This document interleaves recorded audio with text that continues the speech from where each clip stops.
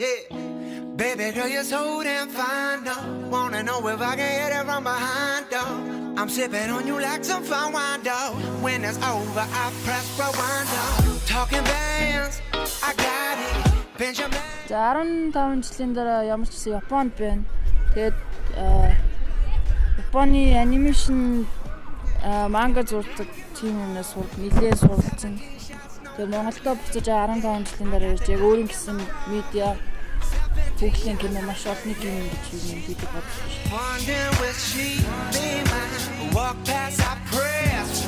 15 жилийн дараа Монгол улс зүгээр л нэг хэдэн барилгал нэмэгдсэн байна. Яг үнэндээ.